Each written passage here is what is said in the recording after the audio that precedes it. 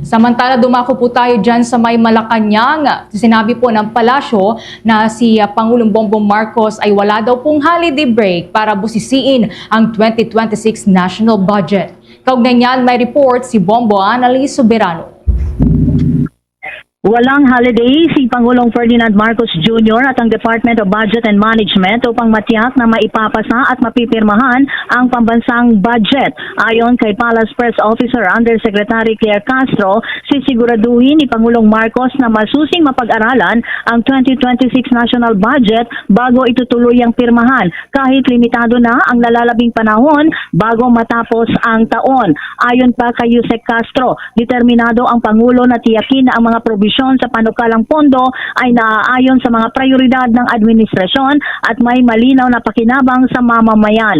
Bagamat target maisabatas ang budget bago matapos ang 2025, nilinaw ng palasyo na hindi magdadalawang isip ang Pangulo na i-veto ang mga probisyong makikitang hindi makatao, hindi maayos o hindi naaayon sa layunin ng pamahalaan. Maliban sa Department of Budget and Management, nakahanda rin ipatawag ng Pangulo ang mga cabinet secretary at iba pang kaukulang opisyal kung kinakailangan. Pakinggan natin si Palace Press Officer Undersecretary Claire Castro. Sa Pangulo po, din po kailangan magkaroon ng Christmas break. Kailangan po talagang aralin ito at pipilitin na mapirmahan po ito bago magtapos ng taon. Siyempre, unang-una po ay ang miyembro po ng DBM.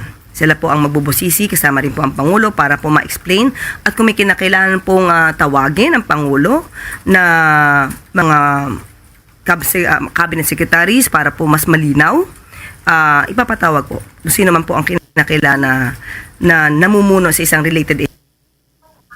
Samantala, sinagot naman ni Yusek Castro ang panawagan ng ilang kongresista, partikular mula sa Akbayan Party List na palakasin pa ang transparency sa pambansang budget. Ayon sa mga kongresista kasi may bahagyang pagtaas sa ilang partikular na budget items na nagdudulot ng pangamba, kaugnay ng posibleng katiwalian, magiging pork barrel ito at patronage. Sinabi pa ni Yusek Castro, sinusuportahan at higit pang isinusulong ng Pangulo ang transparency sa paggamit ng pondo ng gobyerno. Dagdag pa ng opisyal, layunin ng administrasyong tiyaking, bukas at malinaw sa publiko ang mga proseso sa paggasta ng pondo ng bayan. Pakinggan natin si Palace Press Officer Undersecretary Claire Castro sa pagtatanong ng Bombo Radio. Follow up din po, Yusek, nananawagan ang ilang kongresista, lalo na yung Akbayan Party List, ng greater transparency, lalo at may light increases sa mga certain budget items na which raise concerns about the risk of corruption, pork barrel, and patronage. Kung gusto po nila ng transparency, mas gusto po ng Pangulo.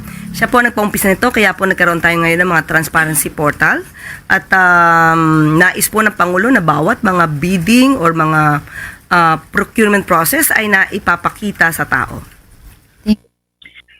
Si Palace Press Officer Undersecretary Claire Castro. Mula sa Malacanang, Bombo Annalise Montaño Soberano nag-uulat. And this is Bombo Radio Philippines, the #1 and most trusted source of news and information. Basta Radio, Bombo! For the most trusted source of news and information, visit our website at www.bomboradio.com. Follow us on Bombo Radio mobile app, Facebook, YouTube, TikTok, and X, formerly Twitter. Like, share, and stay connected. Anytime, anywhere.